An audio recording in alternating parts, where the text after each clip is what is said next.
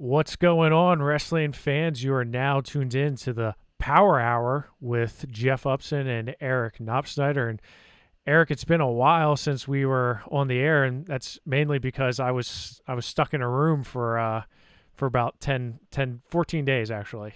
Yeah, you had a rough go of it. Yeah. So I got the COVID. I got the coronavirus, and it sucked, Eric, to be honest with you. It was really awful.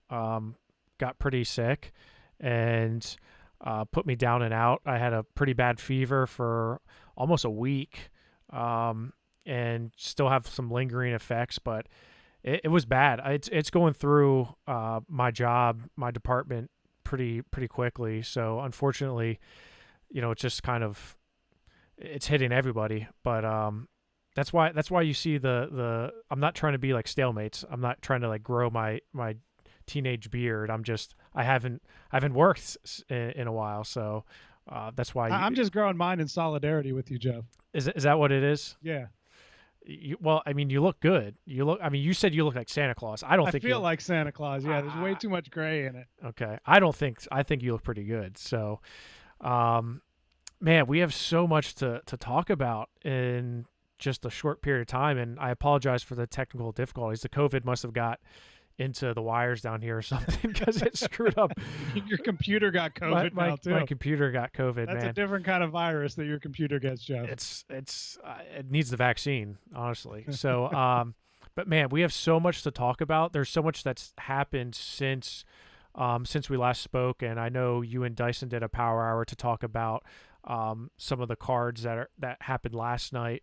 But really, the main focus of tonight's going to be to talk about the PIAA season and the potential for a season, and really answer the question, what the heck is going on with wrestling in Pennsylvania? Because it's kind of crazy, right? There's not a lot that we know. What we do know is that the PIAA met yesterday, had a meeting about winter sports and the current shutdown. Of course, Governor Wolf put into place that shutdown for youth and high school sports until January 4th. But what does that mean? Does that mean we're going to be back up and running on January 4th, 5th? Or is there going to be another shutdown in place? Eric, what are your feelings right now based on the current trend of things? Do you think the governor's going to say, okay, January 4th, we're good to go to open things back up? I don't think so. I mean, I think we're going to have to wait and see what happens. But it sounds like with the amount of people that are traveling for Christmas, for New Year's, for the holidays, I think we're going to see numbers probably spike a little bit again, which could lead to more problems. And I'm not even sure, even if he does say, okay, yeah, everything's back to normal on January 4th, in my area where I am, I know a lot of the schools aren't going to go back to in-school learning at that point. They're still going to be doing virtual. I know Somerset is off until the 14th. I think another school, is off until the 22nd. So if they're not going back to school until the 22nd, and those schools in particular have ruled that they can't practice for any sports if they're doing virtual learning. So you're looking at potentially January 22nd before one is going back right now. So, and then I know that the schedule has been tweaked a little bit so that you don't need 15 practices now, but even 10 practices, you're still into February before you can compete. Yeah, and that's part of the reason why I believe they pushed back the team state tournament. We're going to talk about that and more all tonight. We're going to talk about the Nittany Lion Wrestling Club event that happened last night. Also the Pitt Wrestling Club event that happened last night, which I thought was phenomenal. We may toot our own horns a little bit. We did receive an award that I'm pretty proud of and pretty excited about. It's a major award. It's a major award, like Ron Burgundy, We also are going to talk about the Wpial postseason. This is kind of fallen under the radar a little bit, at least outside of the Wpial, kind of the implications that are in place for the individual postseason, should there be a season in the Wpial, because this is crazy with what they're going to do for qualifiers. I mean, I don't see any way around it, but it's just crazy to think how it's actually going to be laid out. So, Eric, let's start with last night. Nittany Lion Wrestling Club. What were your takeaways there, other than Santa Claus getting The, he completely, I mean, he the lost Grinch that got match. hosed. Yeah, The the Grinch Grinch got got hosed. hosed. It should have been over. It was a tech fall. It wasn't called. I'm still really upset about this. So for those of you who missed the Nittany Lion Wrestling Club card last night, it was chock full of some great matches. One of them included Santa Claus versus the Grinch. The other one had to be Zane Rutherford and what he was able to do against a fan favorite, Eric, a guy who we've kind of, well, I'm not going to say we're the bothering boys like the rest of the Twitter. Yeah, we're posts. not a part of that. We're nothing against them. That's just not us. But we're definitely fanboys. He was phenomenal on that the 8-man bracket. He was so much fun to watch. And I don't know. I'm not going to make any excuses for him as to last night. If it was the travel and the timing and all that. Flat out, Zane was better last night. No doubt about that. But yeah, Bajrang is definitely fun to watch. And last night Zane was just phenomenal. I mean, he finished so quickly. He was able to get a turn. Bajrang's defense is the thing I think we all know that he hangs his hat on. And so when he does get behind, it makes it a little tougher for him. But yeah, Zane was just phenomenal. That was probably as good, I think, as I've seen Zane. I would agree with you. That was in probably freestyle. For sure in freestyle. That was he looked light years ahead of what he's looked like in previous freestyle events, specifically World Championships. He just was he executed so well. And like you said, the finishes, he was able to time his shots perfectly. And David Taylor on the call said that. He was like, the timing that he's been able to connect on shots was just, it was great. He looked really good. He looked sharp. He looked aggressive. He was clearing ties. He was getting into his offense. He really looked good against a guy who really was untouched through the Flow's 8-man bracket. I mean, he was undersized. He kind of went through it and only got better as he went on. I don't know, and David Taylor mentioned this, he kind of started off a little bit slow at the Flow's 8-man and then kind of got better as he went on. I'm not sure if he's the type of guy who, I'm sure he is the type of guy who gets better as the day progresses, but still, for him to come out and compete against Zane Rutherford, that was a great match. Zane looked great. I'm excited to see where Zane ends up, when it comes to the Olympic team. Yeah, he was, like I said, that was as good as I think we've seen him in freestyle, and certainly a good time to kind of start ramping that up as we head into that Olympic run here in a couple months. Also, a bunch of Pennsylvania wrestlers competed last night. There were so many wrestlers. There were like 30 matches on that NLWC card. There was a lot. So I'm going to put up the undercard results up here. Baylor Shunk from Penns Valley won. Brendan Meredith lost. David Evans from Tunkhannock, he won. I thought he looked great, by the way. I've always been a big fan of David Evans. He was at the Surge last year, really turned it on. I thought he wrestled really well and then just continued to wrestle well throughout the season. Ended up placing fourth at the state tournament. Bo Bartlett did what Bo Bartlett does best. He racked up points really fast, really quick, was able to get a tech fall really fast. Joey Bloomer also looked really good. I'm excited to see Joey Bloomer back on the mat. Haven't seen him there in a little bit. Ed Scott, did you watch that match with I did not get to see that. I want Bear to go Claw? back and watch it. I didn't really get to see any of the undercard on NLWC. I was kind of got in late and watched the PWC card while it was going, and then by the time I got over to the NLWC, it was over. It was a really good match. Ed Scott scored really late to win it. He looked great. Who else from Pennsylvania competed was Aurelius Dunbar from Mercersburg Academy. He won 8-4. Creighton Edsel, he won from Wyalusing Valley. And Luke Gardner from Pottsville, he got a win 9-3. So I thought the undercard was very competitive. They called it an undercard, but I thought a lot of those matches were pretty tight. Like the Ed Scott one, I thought that was really good. And of course, you had the Lee brothers. You had Matt and Joe Lee both wrestling.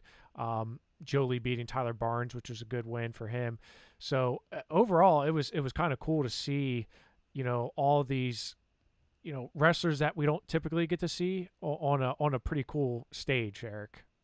Yeah, definitely. And this is what we love about the way things are headed right now, with especially with clubs joining the Rockfin platform and being able to put these cards on there. And hey, yeah, if you've got the depth and you can put this many matches on, there's an audience for it. And I think we're seeing that. We're seeing that with the Nittany Lion Wrestling Club. We're seeing that with the Pittsburgh Wrestling Club, and we're seeing it on Flow, where there's an audience for this, and people are going to tune in. Now you've got that tip option on Rockfin, which we love, of course. Hit that tip button and send a little cash our way too. We'd love that. But I saw last night on PWC that you could see how much they were getting tipped, and it was kind of like, okay, well, this guy tipped $2, I'm going to tip $5, and then somebody tipped 10 and then 20, and then there was 150. And, it's awesome for the clubs to be able to get that people are seeing it and saying, hey, you know what? I'm watching this. I'd pay $10 to go watch this live if I could. Why not throw that tip towards them? Yeah, I mean, it's a pretty neat feature, and I'm happy that it's there, obviously. But the Nittany Lion Wrestling Club card was chock full. You look at the main event and kind of what went down there. I'll put up the results here. Franklin Gomez had a nice win. Michael Beard looked better than we've seen in events past. We kind of said his Achilles heel was he kind of tapered off as the matches were going on, and he looked great. In fact, I saw at the break, one of the coaches handed him a bottle of water, and he was like, "No, I'm good." He looked really good beating Nick Renian. I mean, of course, Renian's a guy who we've seen before on high levels. He's battled some really tough injuries, but Michael Beard came out and had a really nice win. Eric, I was impressed with him. Yeah, I didn't get to see all of that match either, but what I did see, yeah, Beard definitely looked strong. Kyle Snyder looked good. Ty Walls is no easy out. Carter Starocki, he beat Dan Bullard 13-2. He's a problem, man. He's going to be so good. I can't wait to see him at the college level. I can't wait to a full year of Big Ten wrestling for Carter Starocki, because he's going to have an amazing year. All right, so did Carter change the pronunciation of his name, or are they just getting it wrong on the NLWC? Because they keep going Starocci, and it's just freaking me out.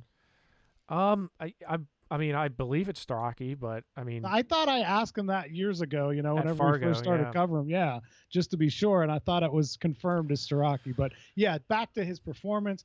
I mean, I think Penn State has got two of the most exciting young guys in Kirkfleet and Starocki. That, man, how exciting is it going to be to see these guys compete in college? And I mean, even right now at the freestyle level, we're seeing it, that they're just so good for such young guys. I mean, they're just phenomenal. And I am really excited to see what the future holds for these guys.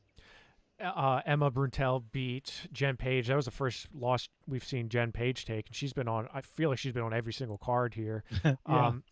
Hayden Hidley, he had a really tough match against Brady Burgee. I thought that was Burgee, for a guy who's been kind of in and out for so long because of the concussions and injuries. I thought he looked pretty good against Hayden, who he's one of the top guys in the nation. Yeah, I thought this was a great result for Burgee. I mean, obviously didn't score any points. You'd like to see that, but I mean, going into this, I thought this is, Hidley wins this pretty easily. And 5-0. I mean, he struggled to put up points against Burgee. Burgee really had great defense, gave up some 1-pointers, but nothing big. Hidley wasn't able to get the offense going that we normally see out of him. Nick Lee beat Tariq Wilson 14-10. That was a wild match. Yeah, back that was and a forth. fun match. I mean, I think that's the one where they broke the TV. Yeah. I think it was. Yeah, they went off, and David Taylor's like, "Yep, that's broken. That's busted. Get that out of here." Back and forth, a lot of offense, 14-10. Now, remember, Tariq Wilson, he beat Luke Pletcher at the NCAAs, 3 years ago, it seems like now, but he he's no slouch, and Nick Lee was able to really come out and come back and score some points. RBY's weird match with Aljamain Sterling, that was I think Sterling got that 4-pointer, which was cool, but that was about all he had. Yeah, and then he submitted him. Full props to him. I thought that he was gonna. I told Dyson on the Power Hour earlier this week. I said RBY is gonna tech him in like 30 seconds, and frankly, Sterling really had the better first period. RBY came back and kind of got back to basics and was able to do some things. But I didn't think Sterling would be able to stay on the mat with him. And, I thought he was a lot bigger than RBY. I'm not sure what the weights were there. But, it was a solid showing by him. Yeah, he looked good. I mean, for considering he hasn't been, quote, wrestling for a while and just mainly focusing on MMA, I thought he looked good. There was a size difference there, but hats off to him for coming out and competing, because you're right. I think I texted the group. I was like, this is going to be quick. I think RBY's just was going to mop him up. Yeah, until he got that 4-point throw, and then you're like, I meant quick for Sterling. Yeah, that's what I meant. I'm always changing my picks. And then, of course, Zane Rutherford to end that night. Just a great win over Badrin Punya, 6-0. We talked about earlier. I was super impressed with him. This field, man, it's gonna be a war watching these guys try to get to to make the Olympic team, which is awesome for USA. But Badring, I mean, he's ranked what, top 5 in the world? I think he was 2. Yeah, number 2. So I mean, that just shows you where Zane is. So. But that was not the only wrestling we had last night. I got to watch, so I was flipping back and forth. I had both screens up of these two, of the Pittsburgh Wrestling Club event and the Nittany Lion Wrestling Club event. The Pittsburgh Wrestling Club card, it was awesome. Like, there was some great matches. There was some really high intensity matches, just some brawls. Nico Megaludis and Zeb Miller were on the call, which was really cool. Both are great guys. Nico obviously being a Western PA guy. The opening match was Luke Werner from Lock Haven beating Louis Newell. That was a wild match to start off the night with a bang. He was down, came back, ended up getting a huge throw in the last 10 seconds, ended up getting a fall. Luke Kemmer beat CJ Manley. Really workman-like performance for him. Greg Harvey, CJ Brucky. That was I'm pretty sure they both left with like bruised eyes, bruised face. I mean, they were just punching each other in the face.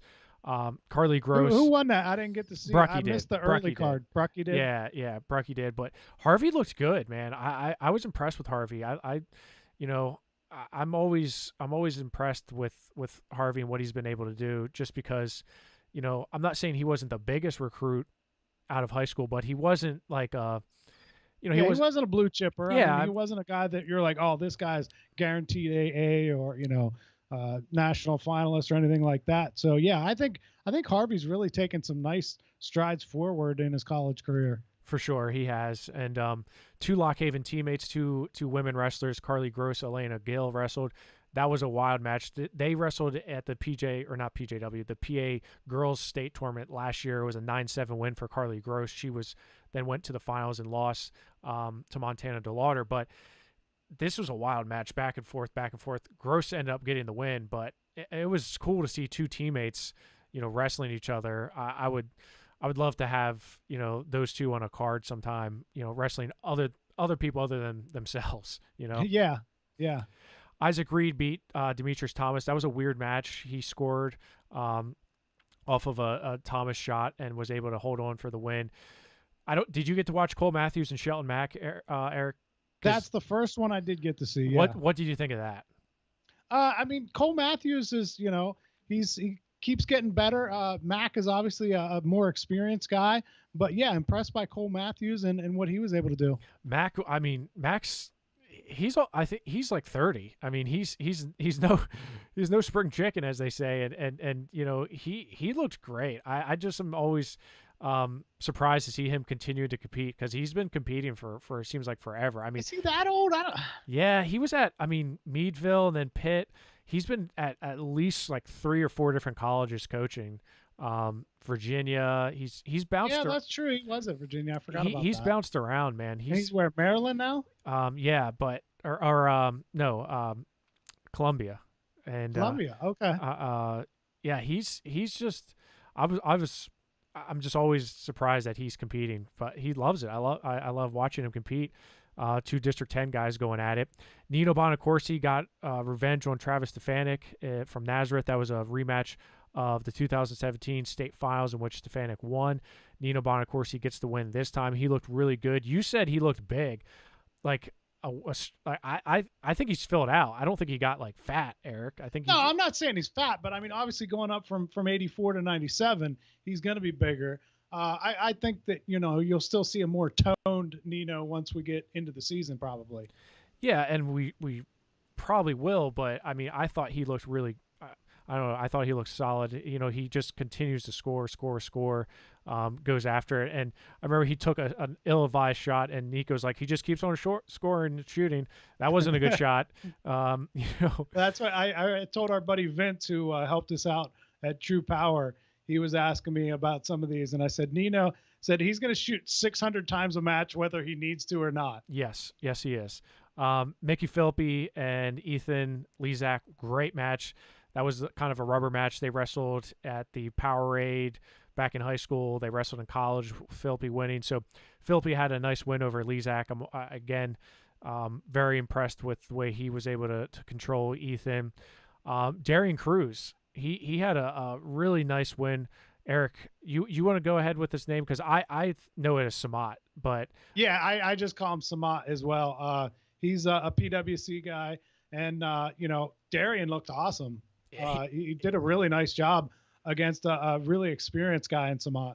Yeah, I mean, remember when Cruz wrestled Gilman at the Nittany Lion Wrestling Club event, and he looked good to start, and then just kind of gassed out, yeah. You know, and I was kind of not expecting the same thing. I was just kind of curious to see how he would do, especially against an international level guy. Darien looked great. I was very impressed with him, as I was impressed with Luke Pletcher. Dave Habit is no easy out. He's a world team member from Slovenia. You know, he's been Euro place winner. Yeah, right. So I mean, he's been on the circuit for a while, and Luke Pletcher he owned him. I mean, yeah. Luke controlled this in every way. Yeah, so, I mean, Luke. And Nico said it on the air, you know, it just continues to make strides and improvements, you know, from his senior year. Unfortunately, you know, that was cut short, but winning the Big Tens, you know, just scoring points at will, essentially. He really looked good last night against Habit. So I think the future's bright for him and the Pittsburgh Wrestling Club in general. So I love that event. I thought it was a great event.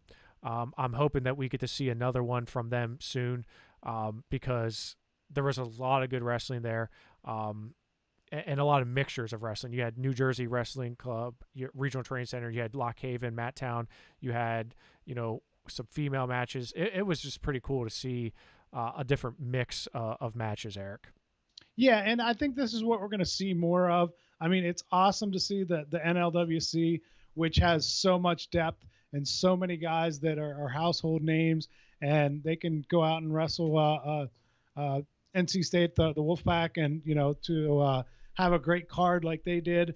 But most of these regional training centers maybe aren't quite as deep as the Nittany Lion Wrestling Club, and don't have all those guys, even with throwing some college guys in there. So if we can see this where it can be a mixture of a couple different RTCs and a couple different colleges, hopefully those guys are going to be back, you know, competing in the NCAA soon, and they won't be on these cards for the next couple months. But I think we will continue to see the RTCs mix and match, get some good cards together. I mean, this is a win-win-win situation. It's great for the wrestlers. It's great for the fans. It's great for the RTCs. I mean, I don't see any downside to the way these cards are going right now. And like you said, the tipping feature really helps. You get to see a lot of, you get to see some extra funds coming your way. And, you know, if you're enjoying watching it, then why not give a tip, right? It's pretty cool the way that Rockfin has really evolved, if you will. And I think we've only scratched the surface, to be honest with you. You know, we're hoping to host some more events on Rockfin, but it's so up in the air right now with everything with the PIAA and with the you know, the governor and the Department of Health. So we're kind of keeping things on the back burner. Speaking of the PIAA team tournament back burner, Eric, let's talk about that. So the PIAA met. They kind of came to the conclusion that, oh crap, if we come back January 4th, right? Well, the first thing, let's talk about practice. So I feel like Practice. Allen Talk Iverson. about practice. I know Dyson probably doesn't even know who Allen Iverson is. No, Dyson, way before Dyson. gosh, that's embarrassing. The practice policy. So it used to be 15 days or 15 practices before. When did they start that? Was that fairly recent?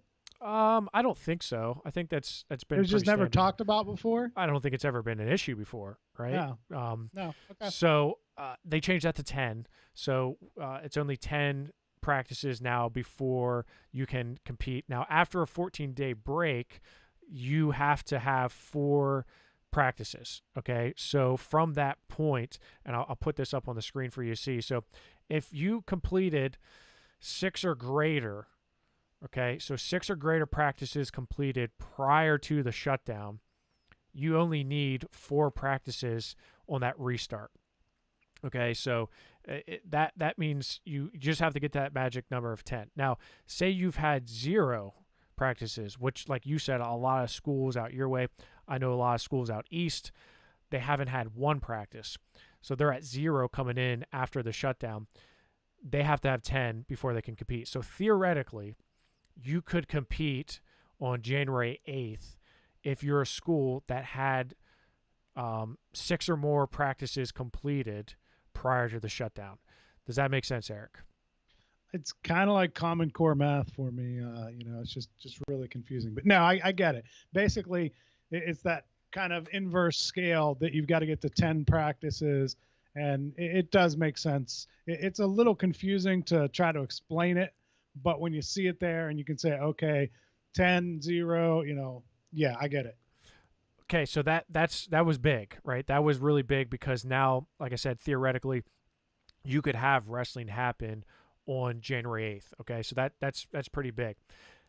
But what they also came up with during that is like, okay, well, if our season is so condensed, right? Because we have a lot of teams that they're just, realistically not going to be able to compete on January 8th. They're probably going to have to wait till the following week because they need to get those practices in.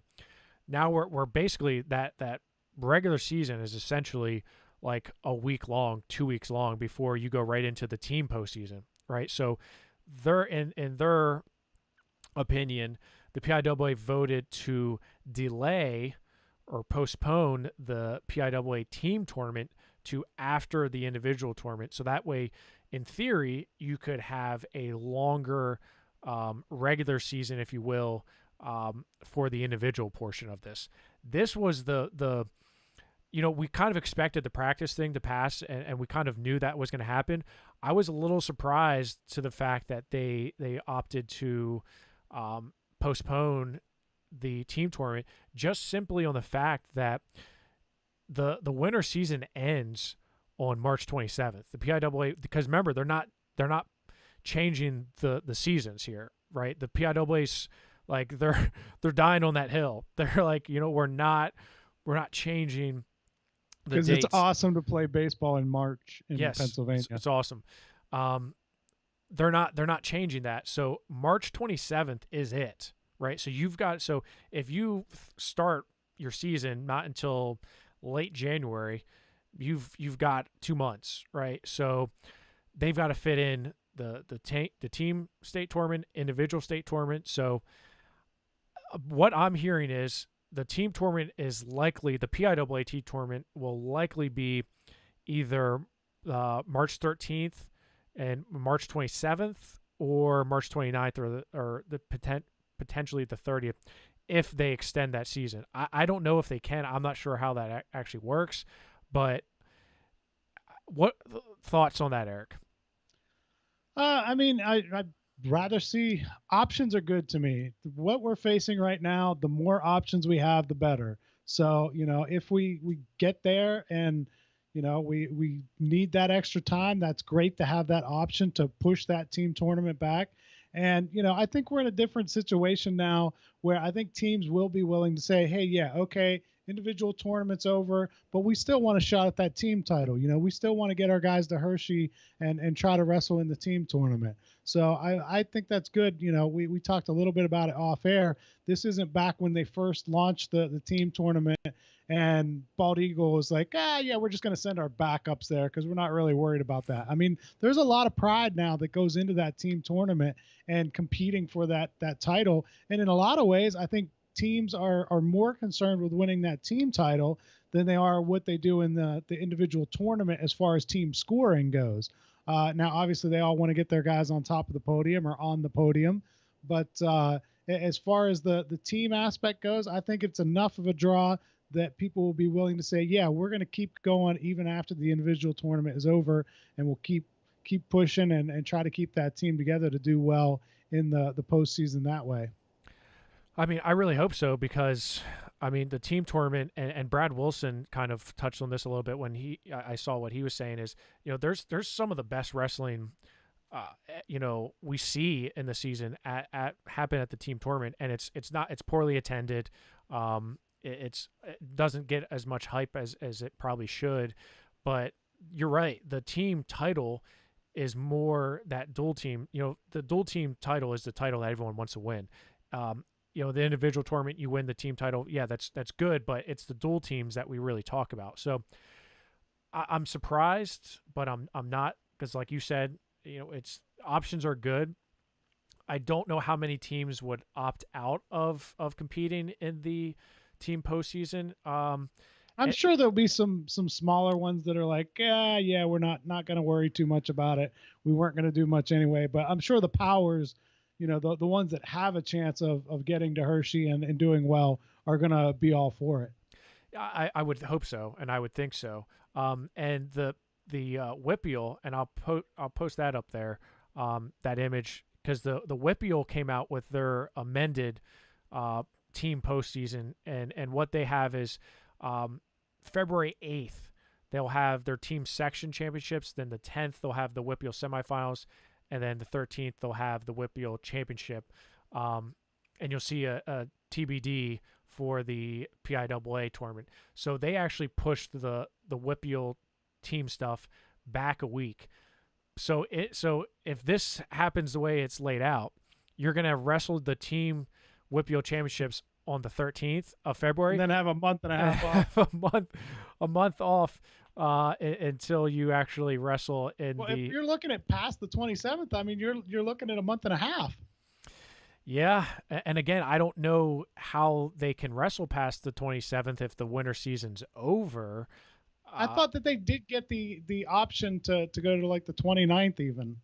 I mean, I don't know. I would have to look into that because I just know the winter season ends at 27th. So in theory, you wouldn't be able to compete in a winter sport. But I could be wrong on that. But I thought I saw a tweet saying that from someone that said that they were able to go past that even to the 29th maybe. But maybe I'm wrong on that. I did see that about the team wrestling tournament. Is that I did see that. I just don't know if it's as easy as, hey, we're going to wrestle in the 20s, past the 27th or not. So, but that's what the Wpial team would look like. I'm assuming that most districts are going to look something like that, right? They're going to have their team title or team championship before the individual postseason starts, and then just kind of resume and pick back up the team. I mean, and remember, if you're going to be wrestling in the team district tournament, there's only, a handful of teams that are actually going on to the state tournament. District 1, you're going to send 4. District 2 or District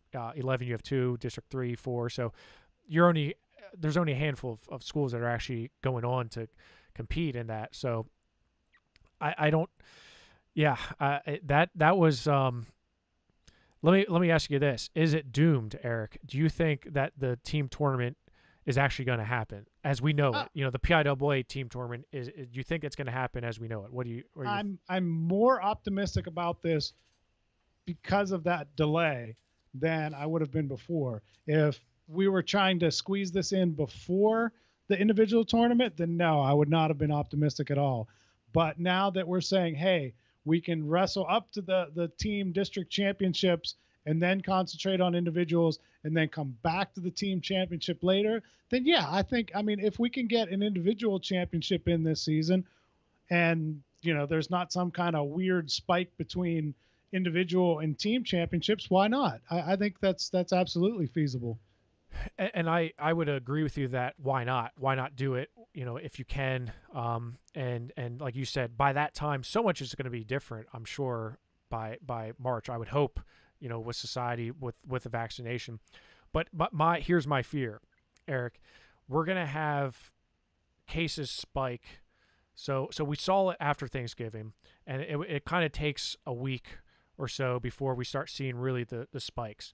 I know just personally, at work in the police department, that was when we were getting spiked. We had a whole bunch of people that were getting COVID, testing positive with it, and a week after Thanksgiving. So my fear is that we're going to have Christmas and New Year's.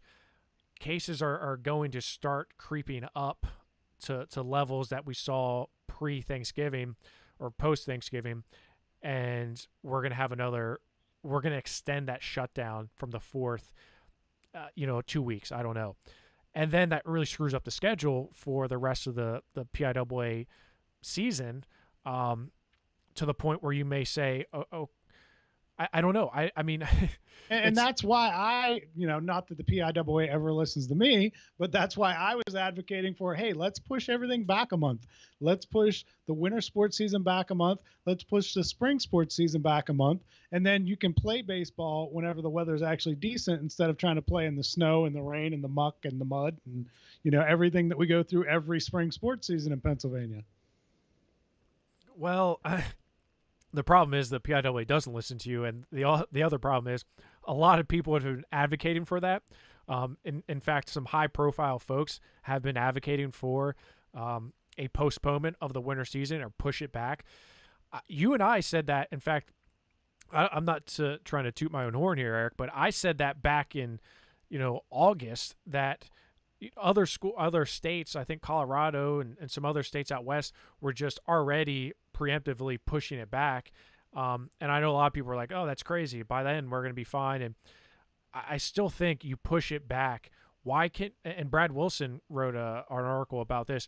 Why not have the winter season happen, later into the year, and spring just, goes into to June and July? I don't, is it that crucial that we have it in the parameters that we've always had it? I don't know. The only thing I can see is, and to me, in the year 2020, 2021, I don't think it's going to be that big of an issue, kids getting to a baseball practice in June or July. Years ago, when families had one car and, that was at work and they didn't have a way to get to school to practice, maybe that was an issue. But it just feels like right now that isn't going to be a major issue for people. Now, if you want to say that some kids are going off to college right away or going to the military academy or something like that, yeah, it would affect a small number of student athletes who may not be able to complete that season. And that would suck, no doubt about that, through no fault of their own. But that's what we're facing in every one of these COVID situations, is these kids are losing opportunities through no fault of their own. Yeah, and really, I think we have to be realistic about it. And like I said, the PIAA wants to die on the hill of we're not pushing and postponing, but you're going to push it to the point where you're not going to have a season at all. Winter sports are not going to happen. But then spring, you're going to have like a normal season. Not saying normal season. I think what I saw was that they didn't want to punish those spring sports, which lost all the 2020 season. They didn't want those kids to end up being negatively impacted again with this. But I mean, wrestling was fortunate. Basketball teams didn't get to play for a state title last year. True. So they're getting screwed again. I mean, okay, I kind of get it, but I don't like how. Are you really screwing over spring athletes? I don't think so. Like I said, to me, spring baseball, and especially where I live in the Laurel Highlands, up in the mountains, it's awful weather here in March. You don't get outside until April, and then it's raining every day. Yeah. So I think, playing in May and June would be awesome. the winners in all this are fall sports. Fall sports, they got their stuff in. They got their stuff in. They're like, hey, it was summer practice. COVID was down. We got our season in last year. Now this year we're good. Yeah. Spring and winter, not so much. Before we're going to go to a quick commercial break, but when we come back, we're going to talk about the Wpial individual postseason and kind of the proposals that have been put out for how they're going to run their individual postseason. It's very, very interesting. So we'll be back in 30 seconds. This is The Tactical Mind, and I work with athletes in the field of sports psychology as a cognitive performance coach. Within 5 minutes of talking to a parent, they make the connection right away that this would be great for my kid to have when they're in college, when they're just going through the ups and downs of high school. Who wouldn't benefit from having more self-awareness? Who wouldn't benefit from having the ability to self-regulate our emotions and our counterproductive thoughts? Who wouldn't benefit from having more optimism, not just on the field, but in life? And of course, you can go to the tacticalmindllc.com, use the promo code POWER to receive 50% off your initial consultation with the Tactical Mind and Nick Fuller. So I encourage you to please do that, because if I'm a wrestler right now, my mind's all over the place, man. I'm having trouble focusing on what I need to do, and with all this uncertainty. The biggest uncertainty for a lot of these wrestlers is, what's the postseason going to look like if there is one? Well, the Wpial came out with a proposal for their subsection. So I'm going to put this up on the screen here, Eric, for our viewers to see. So basically what the postseason would look like in the Wpial is, of course, maybe not everyone knows this, but the Wpial is broken into sections and then subsections. So 4 sections in AAA, and of those sections, you have subsections. You have subsection 1A, 1B, 2A, 2B, so on and so forth. So what they would do is you would have 6 subsections in AA. In AAA, you have 8 subsections, right? So you have 4 sections. So each section has a subsection.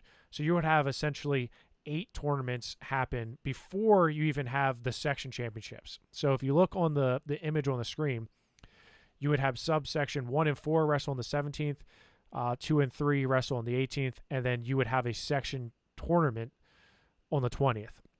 The key here is, of those subsections, only 2 make it out of there. So, for example, look at some of the subsections. Now, they redid the subsections this year, and Greg Warnock somewhere is loving this, because he loves talking about the Wpial subsections. And subsection 1A, Armstrong, Fox Chapel, Hampton, Highlands, Indiana, Kiski. 1B, Franklin Regional, Gateway, Penn Hills, Penn Trafford, Plum, Woodland Hills. 2A is Albert Gallatin, Baldwin, Bell Vernon, Collinsville, Thomas Jefferson, and West Mifflin. 2B is Greensburg-Salem, Hempfield, Latrobe, McKeesport, and Norwin. So traditionally, Section 1 was always was pretty strong. They've kind of shifted it a little bit between 1 and 2, but you still have some really deep sections there. Greensburg-Salem, Hempfield, Latrobe, Norwin. That's a pretty good section. And then, of course, you go to Section 3. 3B is pretty tough. Mars, North Allegheny, North Hills, Pine Richland, and Shaler. 4A, Canon-Mac, Char Valley, South Fayette, Trinity, and Waynesburg. That's a pretty big one there with Waynesburg, because you got Waynesburg and Canon-Mac, 2 premier powers. So remember, only 2 come out of there. So right, and you're going to have, in those 2 teams, you're going to have pretty solid guys at every weight class. So if you're Chartiers Valley, South Fayette, or Trinity, you've basically got to knock off at least a Waynesburg or a Canon-Mac guy to advance. Yeah, I mean, and we talked about it before. Trinity has a ton of stud freshmen. They do return a bunch too. So, I mean, I think that's probably the strongest subsection, potentially. I don't know exactly. Char Valley, I mean, you got Evans, you got a bunch of other guys that are can go deep into the postseason. And South Fayette, they're always kind of on that bubble between a AA and AAA school, but they're always competing. So 4A is a pretty tough subsection. 4B would be Bethel Park, Central Catholic, Mount Lebanon, Peters Township, Ringgold, and Upper St. Clair. That's a pretty good one too.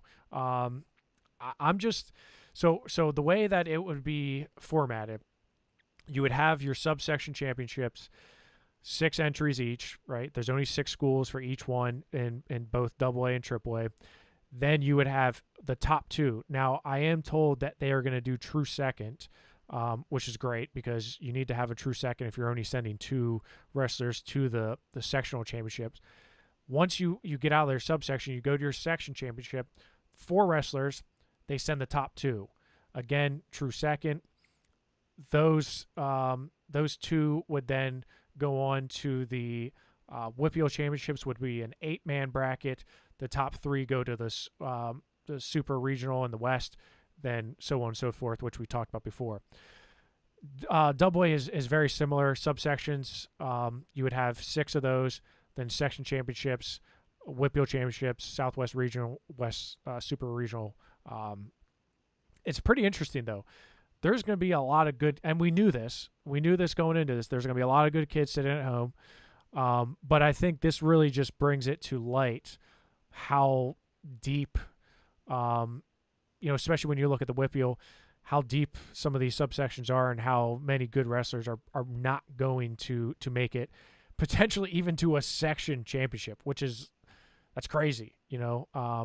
It's just wild to think, Eric. It is. And you're right. We talked about this before. It sucks for these kids in a lot of ways because you'd love to be able to see the best guys all get to Hershey, but we know that's not going to happen. Unfortunately, some of these guys are going to be sitting at home. But, I'm also trying to look at the positive out of it these super regionals, it's going to be fantastic. There's going to be some great wrestling there, and it's going to be super high stakes where you have to win in order to get to Hershey. Whereas before, you might have been able to take 5th at the region and, still get out in AA or whatever. And now you've really got to get through that Northwest-Southwest combo, to get there. And it's just going to make for some fantastic wrestling and some great matches. Yeah, I would 100%. I agree with you. I wish, there's going to be a lot of good wrestling. There's no doubt there's going to be a lot of good wrestling.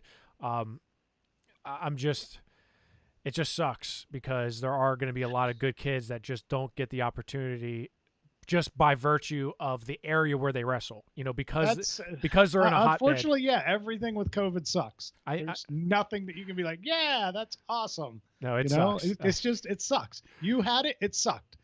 What it's done to our economy, it sucks. What it's done to our sports, our kids, everything, it sucks. Right. Yeah, I get it. And I'm not, trying to cry about it, but it just looking, I think when I look at the subsections and the sections in the Wpial, it just really hits you. You're like, dang, there's going to be like, this person could be sitting at home, and they don't even get a chance, even though they could be top 3 in their section or top 4 in the Wpial. There's many years where the best wrestlers all come from the same section. So like, I get it. I know you got to be the best, and you got to win. You know the parameters. You got to win to advance. It's dog eat dog world right now, and which makes for wrestling fans it's pretty cool because we're going to see a ton of good wrestling every single weekend. I'm very curious to see what other districts, because you look at like the EPC out in District 11 and their leagues. I don't know how they're going to do it because I don't think they can have a full on, because District 11 just has a district tournament. They don't have any like sections. Right. And I haven't seen like my area, District 6 AA. They're like 22 teams or something. So I don't know how they're going to do that. I had thought maybe I'd see something by now about sections, but I hadn't seen anything like that they're going to break it down so that they don't have that one big bracket. Yeah. So, that's the question.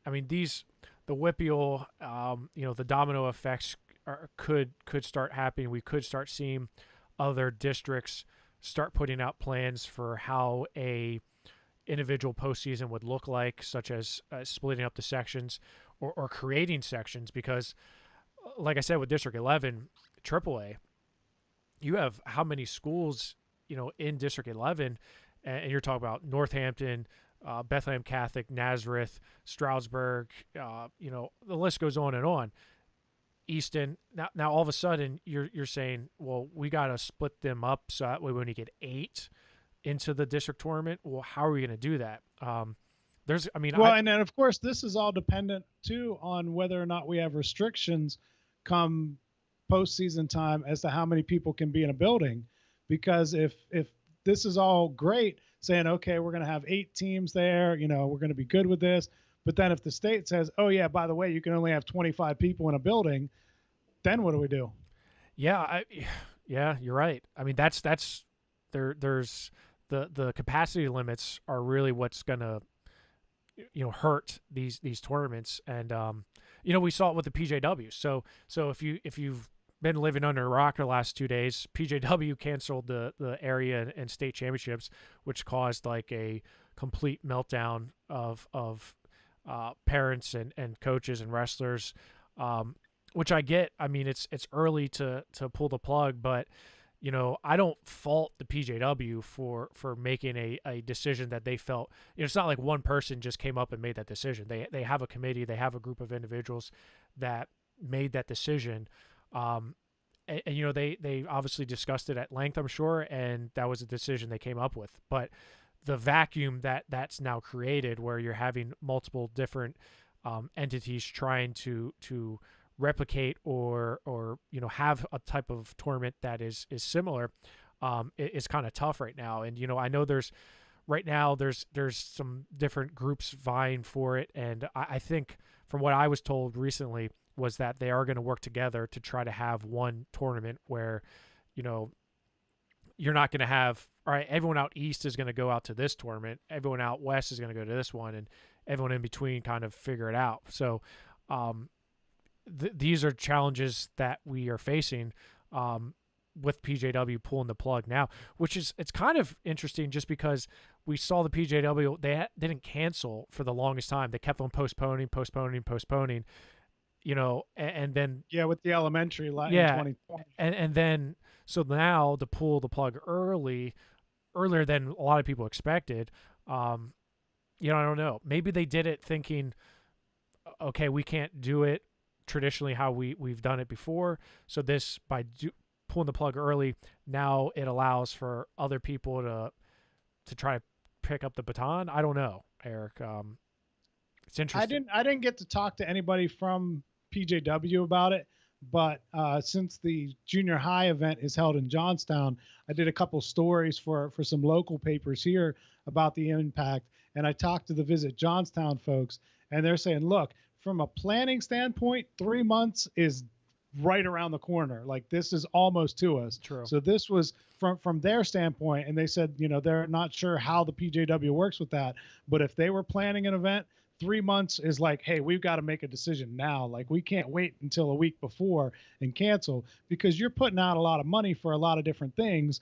And if you do that and then cancel it the week before, you're just eating all of that money. That's just a total loss. So I think it was probably a big financial part of it, was saying, hey, we need to make this decision now. And it sucks. Nobody wants to make this decision to pull the plug on PJW's 3 months out. But at the same time, you can't afford, because I'm sure they lost a lot of money in different ways from last year, from the elementary one. Yeah. So they've got to make the decision now and live with it. And unfortunately, that's the way where we are right now. But I do have confidence that the folks that are involved right now in trying to bring some type of tournament to the youth and junior high wrestlers are going to come to some type of an agreement and actually work together to make it happen. So I'm fingers crossed on that. And we've definitely have our ideas on what could happen if some parts of the season get canceled, and working on, and we're going to have wrestling. It's whether and what capacity. It may be in someone's basement. It certainly may be in a back alley somewhere. It could be in another state. And they're one's doing that too. I've seen them like, hey, come across the Ohio line and wrestle here. Yeah, for sure. There is. And New York, Journeyman is trying to host a a tournament for the New York state tournament in Pennsylvania at Spooky Nook. So that's interesting, even to say, well, you're coming across state lines to have a state tournament, which is wild. And not just across the state line. I mean, Spooky Nook is not exactly on the northern border there. No, you're traveling some distance. So we will keep you posted on all those things. We will have wrestling, and we tweeted out on social media yesterday about what matches people wanted to see, and we've got some different ideas, and we definitely want to host some type of an event within the parameters and guidelines that are set forth for us. But, we would like to do something. So, well, and the reaction to that post asking what they want to see, you can definitely tell that there are people out there that are really starved for competition, and fans that are starved for seeing those competitors go at it. Because we got all kinds of responses, DMs, people asking us, hey, can I wrestle this guy? Can I be in it? There's been a tremendous response to that tweet and post that you had out there.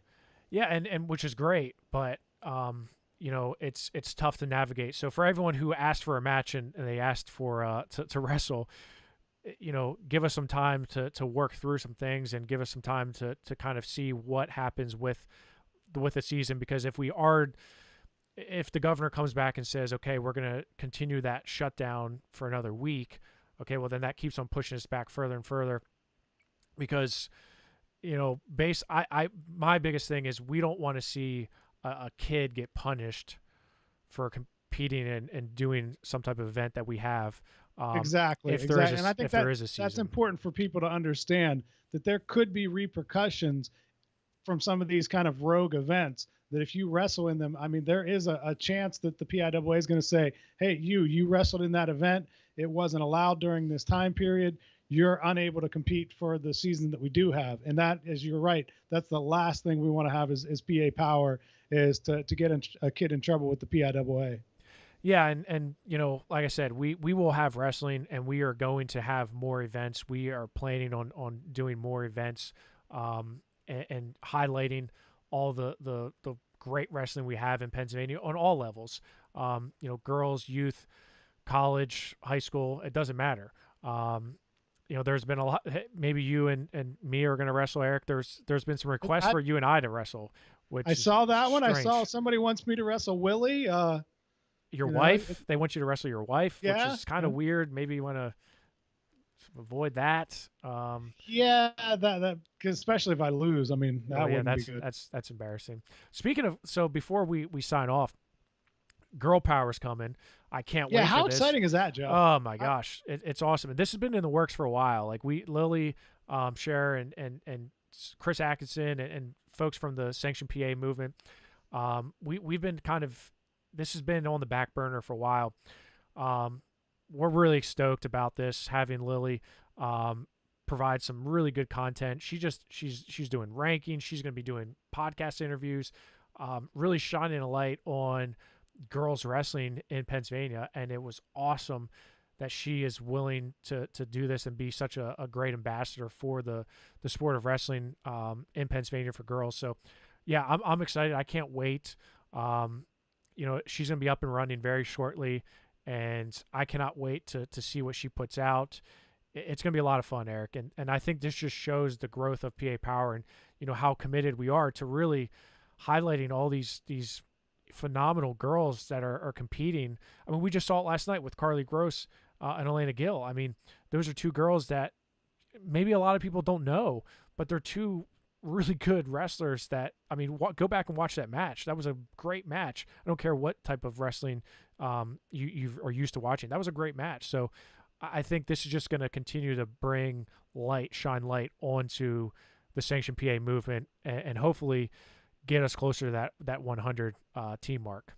Yeah, that's what somebody just asked me about girls wrestling and said, well, is it really that popular to have this sanctioned movement? And I said, well, the way you have to look at it is it takes a lot of dedication and heart and perseverance to be a girl on a boys team, not only competing against boys, but just being around all other boys. I mean, I don't know what the numbers say, but it wouldn't shock me that for every one girl that is willing to do that on a boys team, there might be 3 girls that said, well, if there was a girls team where I could be around other girls, practice with other girls, wrestle with other girls, not have to worry about the difference between folk style and freestyle, then maybe you'd get 3 girls for every one that's wrestling now. And imagine how strong Pennsylvania would be if we had that, if we had 3 girls, 3 times the amount of girls competitors that we have right now. I mean, we already have some awesome girls out there, but if we triple that number, that would be fantastic for the sport, fantastic for the state, and fantastic opportunities for all the girls in the state. And not to go off on a tangent, but what we're seeing is this breeds so for example, Montana DeLauder in Gettysburg, she's a big name, but look at all the other girls that are competing on Gettysburg. So like you have those clusters. You look at Delaware Valley, Lily Scherer, she's got her and several other girls that are competing on the boys team. Do you think it's easier to attract girls when you can say there's a girls team? Because like you said, absolutely, these pioneers, these trailblazers of girls that have sucked it up for 4 years and have been on a boys team as a girl competing, they're the ones that are blazing the trail to say, okay, now because like you said, it's not about the numbers currently. It's those potential numbers of all those girls that were on the fence about wrestling. They're like, I'm not going to be on a boys team. Like, I'm just not going to do that. All those potential girls that could be wrestling, I think our numbers are going to just skyrocket. And I think that's a no-brainer, but for some people it's not, I guess. Yeah. And, I think we're definitely making strides. And, again, I think COVID has probably set us back in the number of girls teams that have committed so far, because obviously there's so many other things going on right now that movement towards girls teams probably isn't on the front burner like it could have been in a quote unquote normal year. I know there are a couple schools around me that had looked like they were going to have a girls program commit to it, but they haven't pulled that trigger yet just because of where we are and in the state of everything going on with the pandemic. Yeah, had that not happened, I think we would be seeing a completely different, sanctioned PA movement. But I think it's only a matter of time. Once things return kind of back to normal-ish, I really don't think it's going to be long until we reach that 100 schools. So I'm just excited to see and hear from Lily and the content she's going to be providing on PA Power Wrestling through Girl Power, which is awesome. So on a last note, Eric, we did get nominated and won a pretty prestigious award. I'm pretty excited about this. I was kind of shocked, to be honest with you, that we got it, because I thought the open mat had it in the bag. This is our second year being nominated for it. Last year we did not win. This year we did win the National Wrestling Media Association Outlet of the Year award, it's a huge honor. I mean, I was so humbled and proud because of what we've been able to accomplish from a bunch of wrestling junkies and enthusiasts. To win the NWMA Outlet of the Year for exemplary comprehensive coverage of wrestling just doesn't make sense to me. It's wild, because I feel like we could do so much more, and I feel like I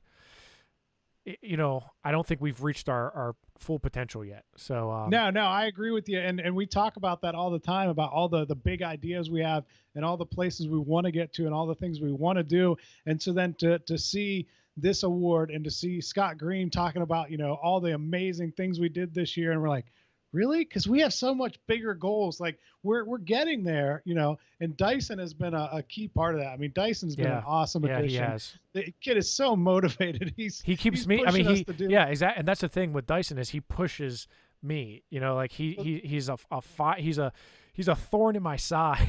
Well, that's the way it was the other night. Me. Like he asked me to do the podcast with him the other night. And I'm like, man, I got so much going on.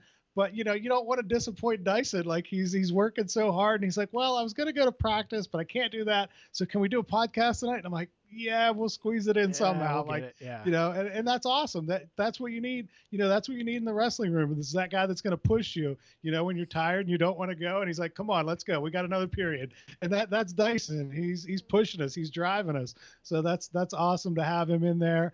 And yeah, we've come a long way from whenever I joined up with you a couple years ago, 4 years ago, I think it is now.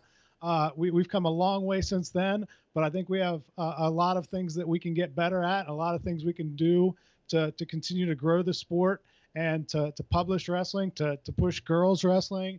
There's so many things that we want to do, and we're really excited about. So we're gonna keep working on that and keep driving forward and see what we can do. And the thing I'm most proud about, Eric, is the fact that we're doing this basically as a hobby, right? We all have full-time jobs. You and I both have full-time jobs and families and lives, and we're still that's my biggest when I kind of hang my hat on is the fact that we're doing this really on limited time. And I don't. Yeah, can you imagine if we could devote 40 or 60 hours a week to this as opposed to let's cram this in on top of a 40 or 60 hour week already? That'd be nice. And maybe one year when we reach that, it'll be. Really need to hit that tip button to get us there. Hit that tip button while you're thinking about that. Hit that tip button. So we're not asking for like Flo's like $40 million. We just need something, but hey, we're doing good things, Eric, and I appreciate all your help and I appreciate everything you've brought to the table, like you said, since joining up in like 2016 now, and Dyson. Shout out to Dyson, everybody, and everybody that's been a part of PA Power Wrestling. It's awesome to see and be recognized. So we got a lot more work to do though. So we didn't get any All-Americans on the Scott Green list. We got to keep pushing. You got to start acting like a fool. You need to like. You mean I haven't been so far? You need to start that for years. You need to start chewing, and like we need to start having like a happy hour type thing where we're just like Wait, so like we're just Tony Hager. stealing ideas from other people. Yeah, now? well, that's what Rockfin's all about, isn't it? I mean, there's a lawsuit for that, right? That we just steal everyone's ideas. We should just get hammered and talk about wrestling. The ultimate coup would be to have that Karen from Flo. I know there's a rogue page out there on Rockfin, the Karen from Flo. But if we could get Karen on Rockfin, that would be the coup. You mean like the real Karen? No. Oh, okay. I was gonna say I want to stay as far away as possible from her. Don't forget about that. Hey, Eric. Speaking of, we're way over our hour. We went 10 minutes over. I apologize. Well, I wasn't sure. We had the rough start with the technical difficulties, so I didn't know what time. The first show after being named Outlet of the Year, and we can't even screw it up.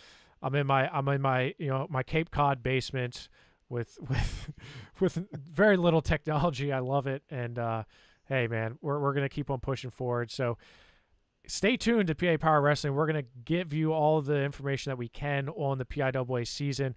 We're gonna try to get some wrestling going. We're gonna try to host some events. We're trying our best we can with what we got. So stay tuned for us. We're gonna continue to give you the best coverage we can. So Eric, as always, stay classy, wrestling fans. Right? Exactly, Ron. All right. I appreciate it, Eric. And everyone, we will see you and talk to you very soon. Have a good night. Merry Christmas. Merry Christmas. You're right. Merry Christmas. Happy holidays. Be safe. And, we will see you back on the mats very, very soon. Thanks, everybody.